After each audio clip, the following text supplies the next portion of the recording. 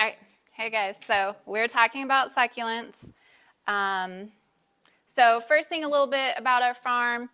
My parents started it back in 1988, primarily herbs and perennials. We did a few shrubbery and stuff. And that's the basis of the farm. We've added succulents and cut flowers since then. But I have been on the farm my entire life. I ended up going to school to be a teacher. I did teach high school math for almost 10 years, but I ultimately did quit this, so this is my full-time gig now. So a little bit about how I got into succulents. My mom, whose name's Karen, she actually started the succulents back in the 90s. They lived in Connecticut before they moved down here, and my great aunt had a ton of different varieties of hens and chicks. So a lot of the varieties that we grow still are from my Aunt Elsie. So a lot of them, I don't know the exact variety. Like the green one, we actually named Elsie, so I don't know. We don't know the specifics there. But she started with hens and chicks, and then she got more of the softer succulents. And she probably had like 10 varieties, and you know, it was something she was able to do because she worked at the post office, and succulents don't need a lot of immediate, you know, everyday care, so it ended up working well for her, and that was her contribution to the farm while she worked full-time. So when I got into it was actually when I was on my first maternity leave with my first son, Kason, who is now 7. I was teaching at the time, and I took the whole 12 months off that you are allowed in North Carolina, but it is without pay. So I took the full 12 months off. I wasn't making anything. I got, you know, a little bit for 6 weeks. But so I, you know, had a lot of spare time, and in the fall, I saw something on Pinterest about succulent pumpkins, and I made them. It was fun, and after that, I was in love with succulents, so ever since then, I've been getting more and more varieties, and I just love collecting them. So one of the things whenever we are traveling, I do like to go to greenhouses or farmers market and get new varieties, because it's always funner to get from the actual grower than Lowe's or something like that. But right now we have about 60 varieties that we actively sell. We have another 20 that we're trying. Some of the ones that we test, you know, take 2 years to actually get enough to sell. And we don't always, you know, end up selling them all. Some of them, if they are not easy to grow for us, I know they're not going to be easy to grow for customers, so they get the boot. They don't make it into the lineup. But so these are all pictures of my succulent pumpkins. That's my favorite thing to make with them. And that picture on the far right is actually at the bottom of the Grand Canyon. So yeah, me and my mom, she got the lottery to get on the mule rides to go down to the Grand Canyon. So her and I, 2 years ago now, we went out to Arizona, and I traveled with my succulent pumpkin. It was a carry-on. It made it all the way through the mules down to the bottom of the Grand Canyon. So that's what Bright Angels Campground is there, where that's at. So a lot of people, you know, come here in October, travelers, and I do tell them they travel. So I have proof now. So biggest question, how to grow succulents. I will say the biggest thing is just experimenting. You know, most of you, I think all of you are gardeners, so you never give up. A lot of times you do just have to try a different spot, and that is the winning concept. But the big 3 things, soil, sun, and water. We actually do not use any special soil. We use regular potting soil because we are growing in just a small container. So the biggest thing is you want it to drain well. The smaller the container, the easier it is to drain. So you don't need anything special. If you were getting a bigger pot that's not going to drain as well, that is when I would suggest actually using like a cactus soil mix, something like that. So it is not imperative for a small pot. And then sun, the succulents, they all have different wants and needs. So not all of them are full sun, not all of them are part sun. Some of them prefer shade. So when you're looking at a whole rule of succulents, it's hard to be specific in that. spectrum. And then watering, that's the biggest thing, which I'll talk about on the next slide. But those are just a few things that I've sold, the animal pots. I should have brought a few of those, but I do some of the slower growing succulents in those animal pots, and kids love them big. And for the most part, I try to do easy ones that aren't going to die right away. Okay, so watering, there's a lot of different elements that come along with watering. It depends on the temperature and the humidity, the soil, size of plant, and the size of pot. So it's hard to do a roundabout answer on that, but for the most part, succulents do like kind of 50% humidity, so kind of right in the middle. So inside, usually, that's no problem. Some of them do like higher humidity, some of them like lower humidity, and that's going to affect the watering. And then I already talked about the soil. If you do have the cactus mix, it does dry out a little bit quicker, so that you may want to water it more. Regular potting soil keeps a little bit more moisture. And size of the plant, the bigger the plant, the more water it'll need at one time. And the size of the pot, it's going to take a lot longer for that pot to drain out. But the rule of thumb for the most part is you wait till the soil is dry before watering again. It is always better to underwater than overwater, especially when you get a new succulent or new plant. You can always keep an eye on them. They will, tell you if they want more water. So if the leaves start shriveling up your watering. Okay. And then another thing that can be a pain in the butt with succulents is they do get some diseases and pests. I'm going to go over some of the common ones, but there's a lot of them. Aphids love the flowers. So a lot of times I won't even let the succulents go to flower because, it just attracts them. There's a few that are flowering in there, and so far they're fine. If I see a bug on them, I will just toss those and get rid of them. But a lot of them have beautiful flowers, so it's really hard. So you can do like an insecticidal, soap to try and get rid of them. For us, since we're selling them, it's better just to toss them and get rid of them. And the most common thing is rot, and that is for the most part just from overwatering or too much humidity. So if you can catch it early enough where you suspect that it's going to be rotting, you can repot it, get some drier soil, and hopefully that will help it from completely dying. But that is the hardest thing to revive, is a rotting succulent. And the etiolation, that is when the succulents are going to be stretching for light. They want more sunlight. It is not going to kill them. So like I said, if you keep an eye on your succulents, they will tell you what they want. So if it's stretching more, give it more sunlight. If it has stretched too much, you can chop the head off and stick it in the dirt, and it will grow. So I'll be talking more about propagating, but if it's gotten too tall, it's better just to cut the head off and start a little fresh, and then hopefully new babies come from where you cut it off. And then some succulents are very prone to scorching. Where they are getting too much sun, they will get sunburned. So same thing, when you buy a succulent, check it the first couple weeks. If there's a discoloration in the leaves, it is getting too much sun and you need to move it a little bit to shade.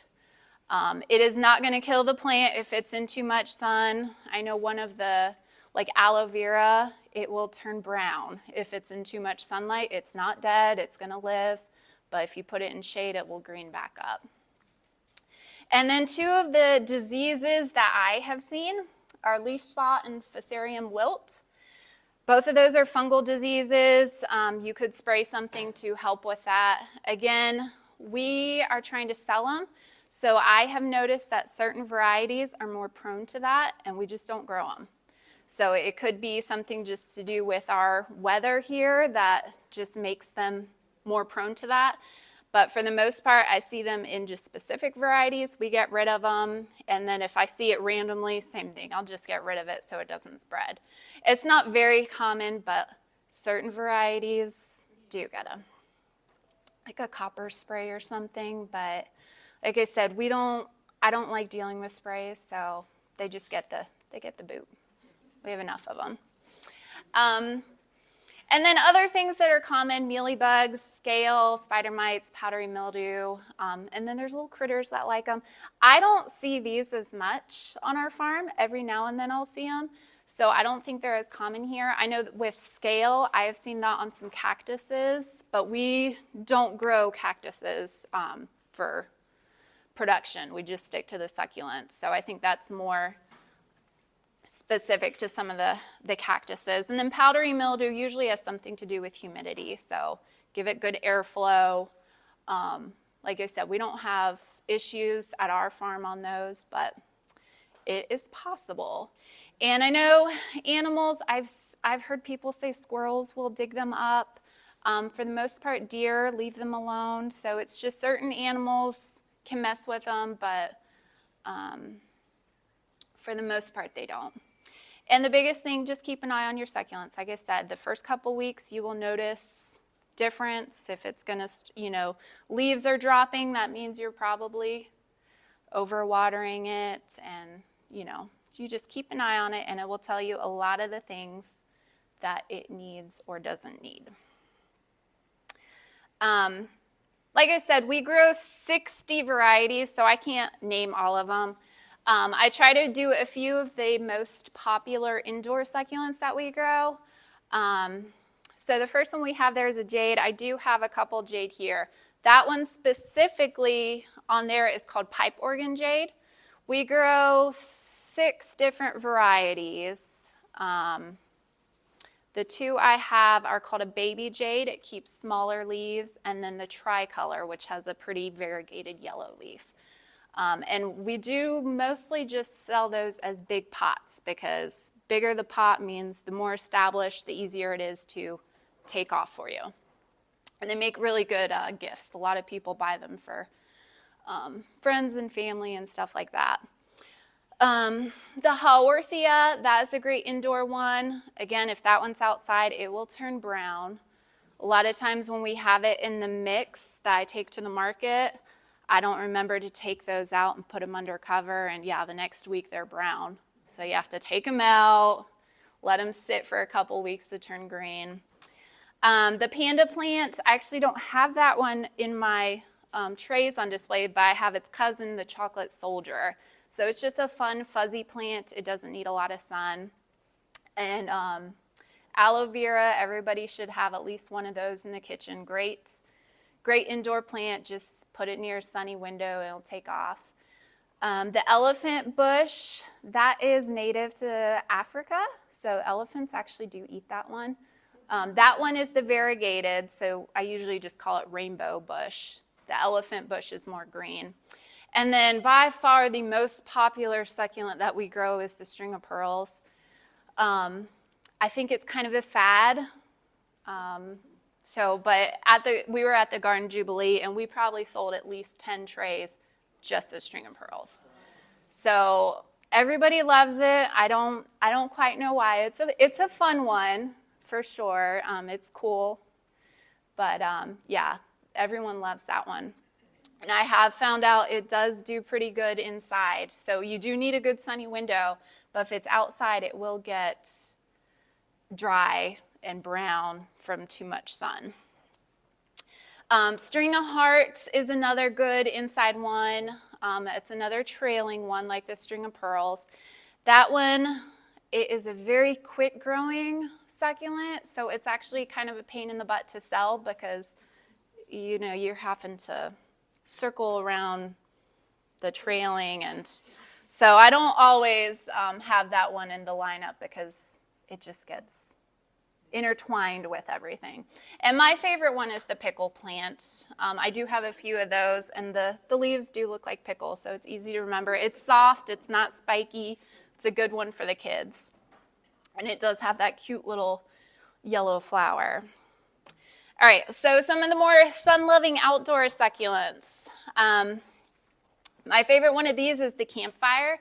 That one will turn red in cooler temperatures. So in the fall, it looks like a fire. And yeah, in the fall, early spring before it starts turning green again, That is probably one of our most popular ones. And then we have Caput Minima. That is going to be kind of a ground cover type one. It has like geometric shapes. I think I do have one of those. And that one's a really cool one. And another popular one is Mother of Thousands.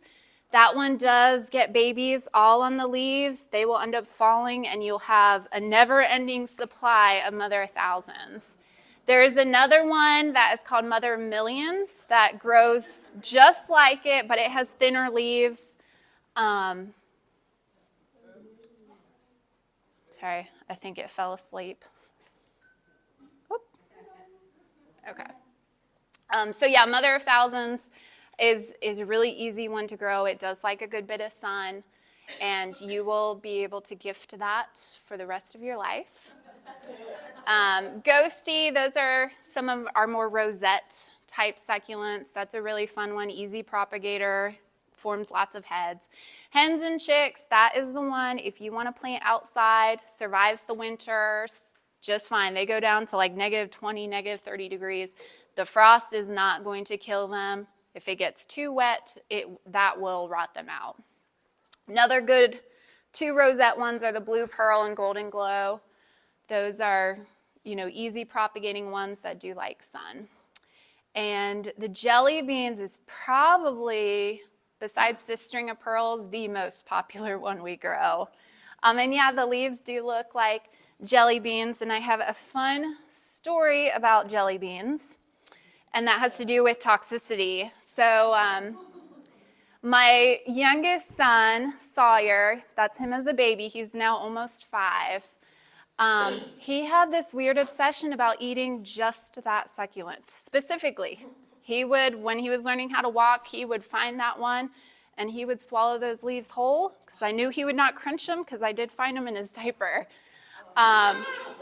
Several, it was probably happening for a while, and then I was like, what is this? And yeah, I started seeing him. He would sneak off and try and eat those, which made me think I should probably look up the toxicity of succulents. So that one is safe, and I do have living proof that it's completely safe. But not all succulents are safe to eat. So, if you have kids or animals, that is something to think about. But anything in the Kalanchi family, which is the Mother of Thousands, those are toxic. I mean, they're not going to, none of them are so toxic that they're going to kill you or anything, but that's also something that the animals probably wouldn't like to eat. So if you do have a critter problem, those would probably be safe. The jade plants and most of the crassulas, which is in that same family, a lot of those are considered toxic. And the string of pearls, which is in the Senecio family. So that family includes the string of bananas, string of dolphins.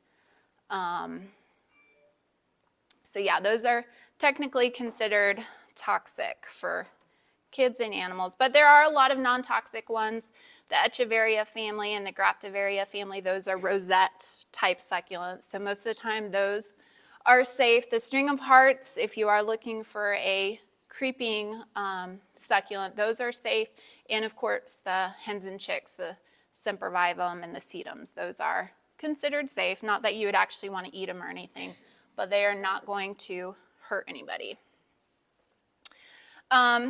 So propagating, there's several different methods. For the most part, we have tried. We do all of these leaves. There's certain varieties that do not form a lot of heads that we will actually do by leaves, but for the most part, leaves take too long and we don't like that method. But some of them, I do have, like this one is called Lola. We do those by leaves because she doesn't form many heads. So if we're waiting to have the babies to sell plants, it takes too long. So we do those by the leaves. When you say by leaves, you mean you take a leaf off and stick it in the ground? Yep. Okay. Yep. Do you do that with jade? You can. Same thing. So a lot of them take longer by leaves. So ones that have a lot of shoots are going to be way easier to do by cutting. So you can just cut this jade off right there. It's going to take a lot less time. You're going to have a lot more success because not all leaves are going to be successful when you're propagating that way. But if you notice too, if a couple leaves fall from your jade, you'll get babies from them. So you definitely can do it by leaves, but cuttings are by far the quickest and most productive. Yes. Do you literally put the leaf in the dirt or just lay it on top? Yeah, let me see. It'll grow roots out of the end. Yeah, so we have like a propagation tray, and for the most part, here's kind of a dead leaf. We kind of just gingerly push the top on, so we don't like stick it in, but we do kind of want to have it in contact, because if it's not in contact, whenever they do get roots, they're not going to pick up the water. Would that help out the root hormone? You can, we do not use any of that. So we have found succulents are just easy to root on their own, that you don't need any additives. A lot of, it's not going to hurt them. You might get roots maybe 1 week quicker if you use it, but for the time aspect, just cut, pluck, cut, pluck. And then there are certain succulents that don't do well by cuttings at all, and you do them by divisions. That would include like aloe. You usually get the babies off of that. Another one that is by division is this flapjack one. So it will produce babies, and that's how, so we usually have a few mother plants. We usually have a few mother plants of that, and then we get the babies from that, because cuttings just don't work for those. And then there's quite a few that you can do by seed. We've tried hens and chicks and some of the sedums by seed. Those are really easy ones to do, but they take a long time, and they're kind of more generic looking. They don't have pretty colors as much, but a lot of them, yes, you can do by seed. So those are the four main. By far, cuttings is our favorite method. And then you can see in this picture right here, these are our propagation trays. So we do them in smaller pots, let them root, and then we bump them up, and you can see those are what we bump them up, and then we just let them grow until they're big enough to sell. Yes? When you're doing the leaves you're cutting and you're just sticking them in the dirt, do you generally keep the soil more moist until More on the drier side, and you do want to make sure they are not in direct sunlight, because that will just kind of completely burn them out. So when we are doing these, we have a whole greenhouse that we just do propagating, and we do have a shade cloth over it. So it is in pretty deep shade. Once they have roots, so the greenhouse, half of it's complete shade, the other half is sun. So once they're kind of rooted and have been there for a while, we'll bump them up to the other side of the greenhouse, and then wait until we bump them up into bigger pots. So we have a whole system, but definitely when you are doing cuttings and leaves, they need to be in shade. Yes? On the paddle plant, Yes. I have one of those and I've got little leaves coming out from the base. How should I cut those off? I would wait till they get bigger if you're trying to get babies. And so, Just cut them off and stick them in. yep. Any other questions on propagating? Okay, because I know that is one of the most popular ones, especially with gardeners and stuff. Yeah. hen and chick, will they make babies or do you take leaves off? 'Cause I've had one head and it's never made another head, but it's getting bigger. Yes, they do. We do those by division, the heads. I wouldn't do those by leaves. They're not going to be successful. But with the hens and chicks, the babies, you can just pull them out and then stick them. What if it So- doesn't make babies? It will someday. It will someday, yes. Yes. So just wait. I mean, you can see this one has like 20 babies, where this one has just 2 big ones. So some of them are going to be more prone to making more babies, and some of them are going to be a slower growth on that. And then by the sedum, with sedum, you can usually just throw those somewhere and they'll root like crazy. So, yes. When you say the soil on the drier side, are you talking about For the most part, dry, yes. We will mist them.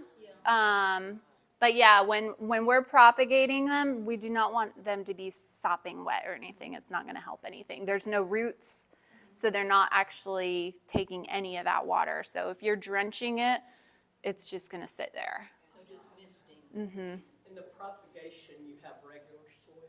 Yes, we just do potting soil because they're just small containers, so they're going to dry out quickly. And yeah, probably once a week, we just spritz them. And yeah, until they actively have roots, you really don't need to, regularly water them. They hold all that water in their leaves. Yep, they should be good for a long time before they actually need water. Yes. I've got some hens and chicks, and I'm loving it. That's why I'm here. Yeah. And I've got them. They overwintered last year, just great. Put them in a dry, sunny spot, and those are in the yard, and they're getting really big. And I don't see a lot of Babies. I've got pine straw around it. That might be impeding some. And then I took some from my source and put them in boxes on my porch, and I'm watering those a little bit more. And there's babies everywhere. And It probably is a little more active care okay. with, I was wondering, and does being yeah. crowded make them produce more? 'Cause I put a few rocks in that looks pretty with rocks, but they're getting big and they're bumping up against the rocks. Yeah, I don't think necessarily no, because they're just going to keep getting bigger. I mean, if they're crowded so much, yes, you're going to want to take some out just so they have room to grow. It's been fun. Yeah, they are fun. Does crowding them increase new babies, or is it hard to say? It just depends on water. Yeah, I was going to say it doesn't, because just some of them, I have different varieties that, this one, it's small, but it has a ton of babies on it. It's just kind of, that's the growth habit there. And hens and chicks are also, what's the word, monocropic or something. If they flower, they are dead. So that's the death bloom. But once you get the death bloom, tons of babies come. So it's not really the end of the world. Yeah, so a lot of times those bloom when they are stressed. So like if they didn't get water for extended amount of time, they'll usually bloom. And yeah, you'll get lots of babies after that. What's this lifetime? Are they long-lived? They are long-lived, yes. 20 years, 30? I wouldn't know that answer, but they're very long-lived. Yes. Do you regularly fertilize your succulents? No, we don't. We've experimented with fertilizing, and some varieties do enjoy it, like the string of pearls. They do enjoy a regular fertilizer, but we don't. We've tried it. We didn't notice too much of a difference. There was a couple varieties, like the Puerto Rican oregano, that did not like being fertilized. So, it's not going to hurt to try, but not all of them like it, and some of them like it more than others. But I don't find any necessity to fertilize. But we have tried, so yeah. Okay, so now I'm going to get into kind of showing you how I make these succulent wreaths. So there's different wreath methods you can do. I like the look of the grapevine wreath. So I just buy bulk grapevine wreaths from Michael's. And I do specifically these 10-inch ones because there is a price point. If you get too many succulents, it's too expensive. So I have stuck to the 10-inch ones. Every now and then somebody will ask me to do a bigger one, and I will, but I do not actively make the bigger ones unless I'm requested. But the way I make these, I have the grapevine wreath. I use a spray adhesive bottle, just a spray bottle like Gorilla Glue, and I glue where I want the succulents to go. So I just spray a section, and then I put sphagnum moss on here. I just put it good, and I do wrap it with floral wire just to help hold it in. So that's kind of the beginning step that I've already done, because that is an extra messy and my hands would be all mossy from it. But so that's the first step, and you can make it, use as much moss as you want. I usually stick to 1/3 because I think it's a good symmetrical look to it. And then my other utensils, I do use a pencil. So with the grapevine wreaths, you have lots of empty space. I will just stick a hole right there, make sure I have a good spot. And I brought lots of succulents to demonstrate. I will not actually finish making this. But I'll just find, like a nice succulent. You don't need a lot of roots, maybe about 1 inch, or stem, not roots. A lot of stem and glue gun. So this will not hurt the succulent. You just put it on there. On the root. On the edges. And then kind of stick them in. And, I like this grapevine wreath because I can just stick it in there good, get some good ground in the stem. Hold it for a second, and then it stays. So then this is where you can get artsy and, for the most part, I like symmetrical looks. But yep, you just kind of clip off. And then, like I said, I like my pencil because it creates a nice hole. And yep, glue it, doesn't hurt it. So they will end up rooting after a couple weeks in the wreath. So you don't have to worry, it will live, it will survive. They'll just root into that. You do. So it's not going to need any water for like a week or two. After a week or two, hopefully it's starting to form the little roots, and you just use a spray bottle, spritz it real good about once a week, and it will live. So you just kind of keep doing that until you have a nice wreath that you like. It does use a lot of cutting, so you want to make sure you have a nice variety, because I do like, this one has some green, yellow. I got some jade in there, the jelly beans. Yeah, it's fun to have a variety, and that's why I like the pumpkins so much, because I can do like one of every single variety, and it just looks really, really good together. But yeah, the pumpkins, they last till you get sick of them or they rot. I had a picture. I'll go back to it in a second, and I'll show you, because after the pumpkin, so last year I had like half a dozen pumpkins left over. So I put them in like just pots. I lifted them off. Well, I took the pumpkin off and I just put them in there. I'll go back because I had a picture of that. Maybe it was. So I would say they look really good for about 6 months, and then they will start growing. They are live. So some of these might stretch a little bit, which will create a couple holes.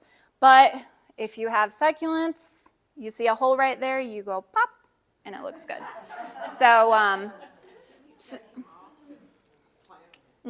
yeah, if you get sick of this after 6 months, a year, and it doesn't look as good anymore, yeah, you can take all these up, put them in a pot. You can separate them so you have different plants, or just kind of stick them together. Yes? Is there a special glue that you use? This is just regular hot glue.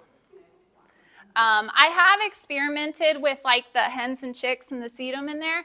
I will say those are a little more sensitive to the hot glue, so I don't use them a lot because hot glue is just quick and easy. So if you were going to do more hens and chicks and sedum, I would use like a floral adhesive. And it's still quick. It probably takes 30 seconds to dry rather than, almost instantly. But if you were using those specifically, I would do like a floral adhesive. And yeah, you can do lots of fun stuff with the succulents. But yeah, watering, spray heavily once a week. That's just with a spray bottle. A lot of times, the one I have at my house, I will just stick it out in the rain. If it's not like a torrential downpour or anything, but a nice steady rain, I'll just stick it out there and it will just get watered real good. And it does need, a little bit of indirect light, something like that, some part sun. Otherwise, it will just stretch a little bit quicker. And you do have to bring it inside for the winter. They are not winter hardy. You could make one if you just use the hens and chicks and sedums. That would end up being fine to leave outside permanently. But I do think the succulents are just prettier to work with. All right, I'm gonna go back to just this.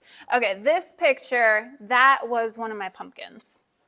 So that is just in one of these pots. It's a little bit smaller, shorter, but that's a whole head of a pumpkin from last year that I put in dirt, and now it's just a pretty mixed pot container. I didn't keep the pumpkin. So I took the pumpkin off. What was that? The pot goes in the pumpkin hole, or you actually stick the? I took the whole top of the pumpkin. So not the pumpkin itself, but like the pumpkin, I have moss on it, just like this stuff.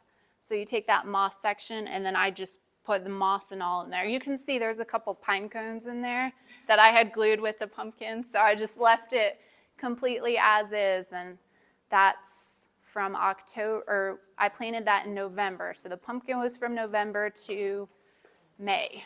So you don't cut into the pumpkin at all, you just put the moss on top and then. If you cut into the pumpkin, it's only gonna last like a week or two. So yeah, you're just gluing right on top of that pumpkin. Yes, ma'am. On the list of things that you need to make the wreath, you mentioned spray adhesive and then you said hot glue, so I missed something. What do you use the spray adhesive for? So the spray adhesive is to connect the moss to the wreath. And that's it. And you could actually use hot glue for that. You just have to be a little more careful with your hands. I buy it online in like a bulk. Like I get a huge box. Because I did in an emergency that I ran out, I bought a box. But it was like vacuum packed and it was really hard to work with. So you kind of want a little bit looser because you had to like cut this block to get the moss. Yes. And, making the wreath, I missed what kind of wire you wrapped it? Just regular green floral wire. It doesn't have to be, I use kind of a thicker one, but you can use any thickness wise. And that's not necessary. I just think it helps hold the moss in and is easier to work with right away.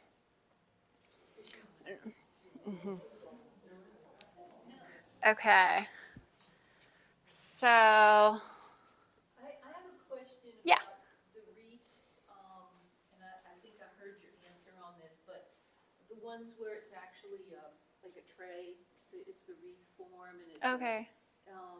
Have you ever done that?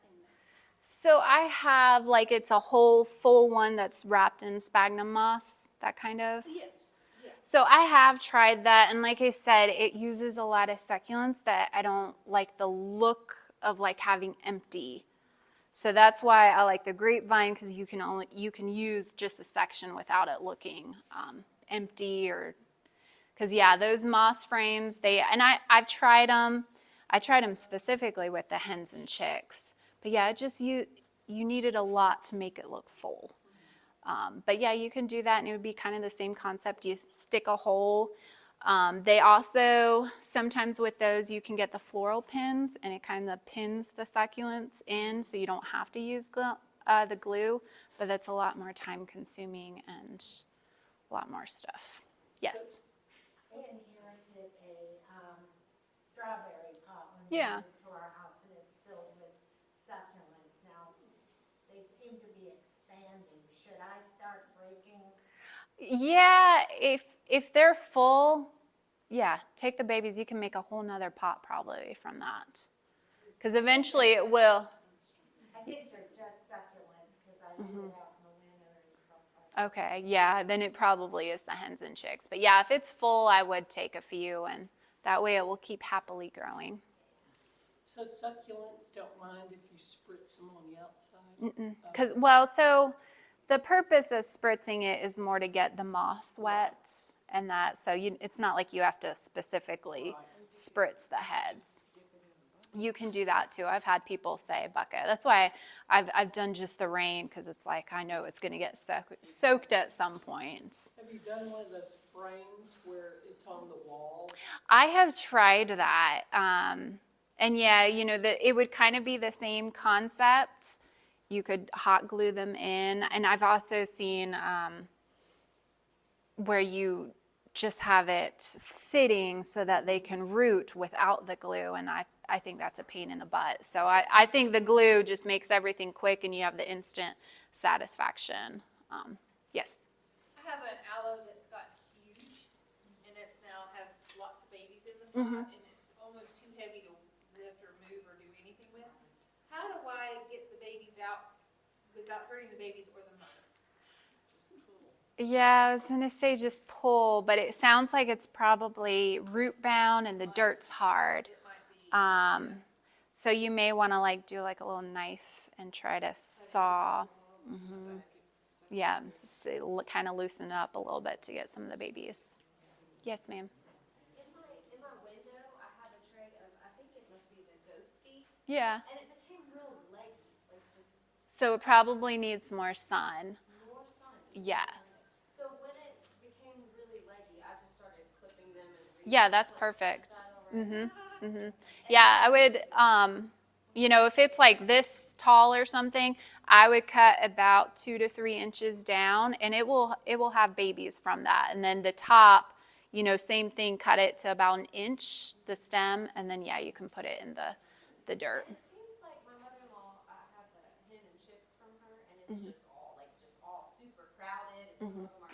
How do you know when to thin things out? Is it when they become leggy, or? Yeah, you can do that. You can kind of do it whenever you want, because if they filled up that plant or the pot, whatever it's in, yeah, you can start pulling them because they'll just keep on growing back. Because I know something, like spider plant wants to be really tall. Right. So I didn't know if any of No, yeah, you can pull off select ones. When do you repot jade? Because I've gotten just a cutting from Freeman, it's expanded. So, Repotted some of the legs, the extras, and it's. so kind of whenever, you know, you see the roots, you could pot this up if you wanted to, but they will grow to the size of the pot. They're not going to die. I actually, when my brother got married, me and my mom made little glass terrariums of jade plants, and you know, they were 2 inches, and that was 5 years ago. I still have that jade in that glass container. So it is kind of stayed that size. If I had, you know, potted it up, it would be a lot bigger. So that might need a little bit more sunlight if it's getting leggy. Keep it sunlight inside and outside. Okay. Yeah, I would probably do a little more sunlight than if it's leggy. So I actually brought a Can This Succulent Be Saved? Let me, Answered the question already. It never seemed, this or the one it came from, it never oh, okay, seems this to- is copper spoons. This is one I'm trying. I would do a bigger pot on that. I think a bigger pot would make that. It only seems to get like half a dozen leaves. Yeah, no, I would definitely put that in a bigger pot, and I think you'll have a lot of growth pretty quickly off of that. Yeah. Would you bury the stems on that, or would you put it at that same soil level? You could probably do a little bit, because it will just make it a sturdier plant. I would probably bury it about an inch over the stem. And yeah, I'll just make it a sturdier base, kind of like tomatoes. Yes. The only sphagnum moss that I know of comes in big bales of most. Do they also sell like little mats of this stuff? They do. Like I said, I buy in a bulk order from like a website called Topiary something. I know the stuff I got from Michael's was like vacuum packed, where it was really hard to work with. Yeah, dense. Amazon is where I find it. Amazon, and I think It's hard to find. I was gonna say I think you use sphagnum moss for like reptiles and stuff like that. I don't know, loose, looking for loose stuff would probably be a key word with the sphagnum moss. But I also have a question about chickens.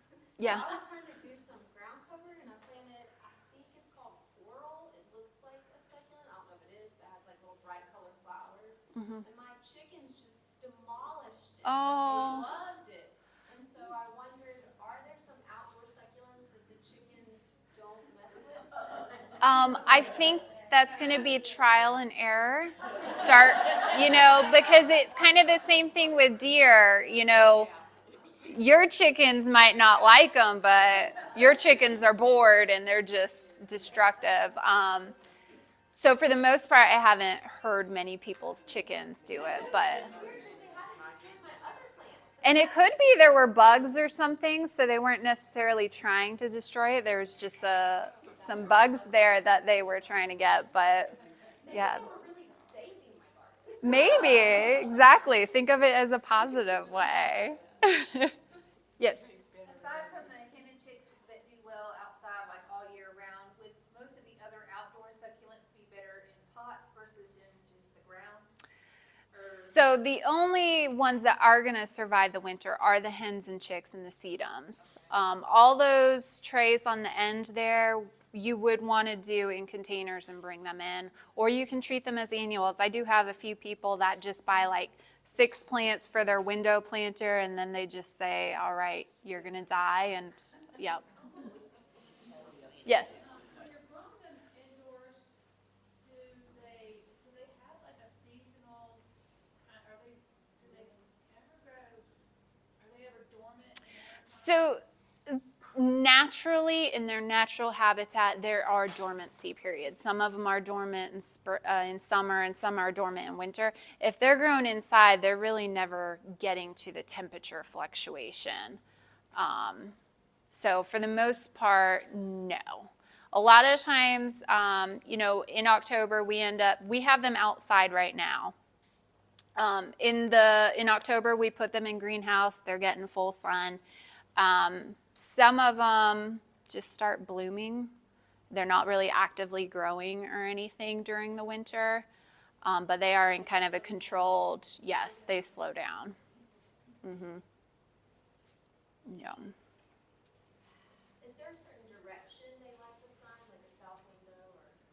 So for the most part, they prefer afternoon shade. So they want to avoid the hottest part of the day. All of these are hardy right here on that Yes, tray. yes. Do they all like more sun? They like more sun because they're going to like the drier location. Can they take a southern exposure? They should, yeah. But then also, what's the east about? East window. For the ones that you have in, I'm talking about the outside ones.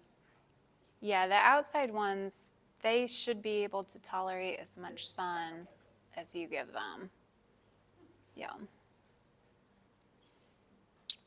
Okay, well, I'm about done. The next slide is just where to find us. I am the one that does the Transylvania market, so if you're ever there, I am right by the music. You cannot miss me because you should be able to hear the music, and that's every Saturday, 9 to 12.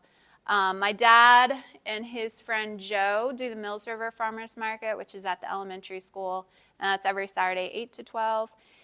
And I have a flower shack at our farm, which is mostly with cut flower bouquets. This week and probably next week, I'll have some succulents out there. But that's every Wednesday at our farm. It opens at 10. It's all self-serve. Where is your farm? It's off of Kimsey Road. So like if you're heading towards Mills River, it's like the second red light. In Mills River, you would take a left and then another left, and then another left is our farm. So you can come out there and buy succulents or whatever anytime? No, not every time. So our farm, my parents live at the farm, so we're not open all the time. I'm actually building a house, hopefully soon, so that way I am at the farm, so I'll probably do more sales because I'll be there. Because my parents, they're getting older. They're kind of done with people and selling and stuff. So I am reviving and trying to do all this stuff. But yeah, the plan is I'm going to be living there, so I'll do more things. I would love to do like succulent workshops. So like doing the pumpkins in the fall, I would do some wreaths. So eventually I'm going to get to that. But yeah, so right now buying at the farm is only at our flower shack, and I'll just put random plants each week. I have an email list, and I'll say what I'm putting out at my shack. But like I said, it's self-serve. It's done really well. Nobody has ripped me off too bad. So yeah, I'm loving that concept because it's not too much work. Yes. What time are you at the bulk store on Wednesday? So I bring them at 10 on Wednesday. But yeah, every Wednesday I'll have them, whatever's available. And it's the same mix that I'm having at my flower shack. So if you guys are here, it's a lot closer than going to my flower shack. But I do have the occasional plants for sale at the farm. And then, like I said, we also grow lots of herbs, perennials, and cut flowers.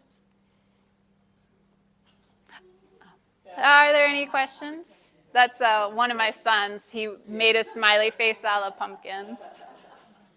So. Yeah, I'm glad somebody said something about that.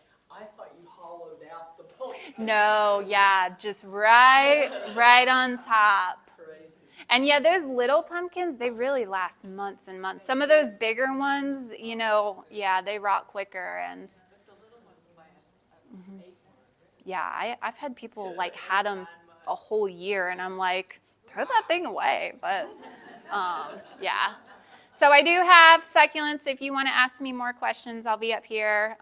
Everything is for sale. The succulents are $6. So if you want to look and buy some, you are more than welcome to.